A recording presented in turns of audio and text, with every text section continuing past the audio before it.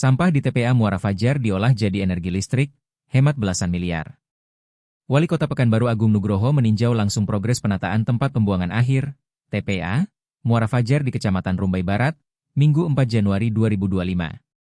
Peninjauan ini dilakukan untuk memastikan percepatan perubahan sistem pengelolaan sampah dari open dumping menjadi controlled landfill dan sanitary landfill, yang terintegrasi dengan pemanfaatan gas metana sebagai sumber energi listrik.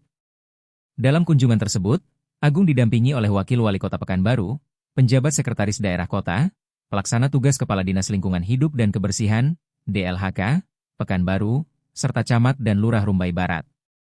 Wali Kota Agung menjelaskan penataan TPA Muara Fajar merupakan langkah cepat dan strategis pemerintah Kota Pekanbaru dalam menyelesaikan persoalan sampah secara berkelanjutan.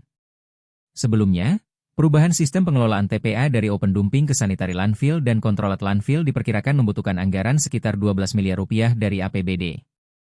Namun, melalui kerjasama dengan PT Indonesia Clean Energy, AIS, seluruh pembiayaan dan pelaksanaan penataan TPA ditanggung oleh pihak swasta. Dengan kerjasama ini, pemerintah Kota Pekanbaru menghemat anggaran sekitar 12 miliar rupiah. Seluruh proses penataan TPA dari open dumping menjadi controlled landfill hingga sanitary landfill dikerjakan dan dibiayai oleh PT AIS, ujar Agung. Saat ini, progres penutupan sampah di TPA Muara Fajar telah mencapai sekitar 40%. Penutupan dilakukan secara bertahap menggunakan lapisan tanah, kemudian akan dilanjutkan dengan pemasangan membran khusus untuk menangkap gas metana. Kita harapkan proses penutupan ini bisa selesai pada pertengahan tahun ini, sehingga pengambilan gas metana dapat segera dimaksimalkan, jelasnya. Gas metana yang dihasilkan dari tumpukan sampah tersebut selanjutnya akan diolah menjadi energi listrik.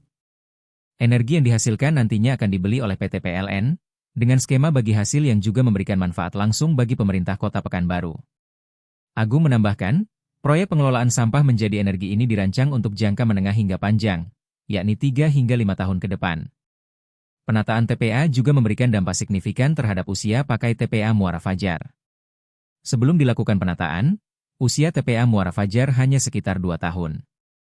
Setelah ditata, usia pakainya bisa diperpanjang hingga 7-9 tahun, ungkapnya. Untuk solusi jangka panjang, pemerintah Kota Pekanbaru telah menyurati Kementerian Koordinator Bidang Pangan serta berkoordinasi dengan pemerintah Provinsi Riau dan kabupaten kota di kawasan Pekansikawan, yakni Pekanbaru, Kampar, Siak, Pelalawan, dan Bengkalis.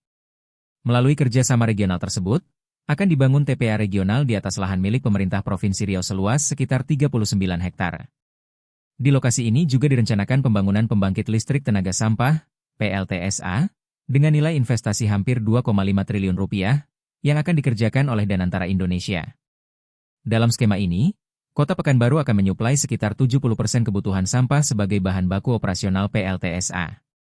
Pembangunan TPA regional dan PLTSA tersebut ditargetkan rampung dalam 3 hingga 4 tahun ke depan.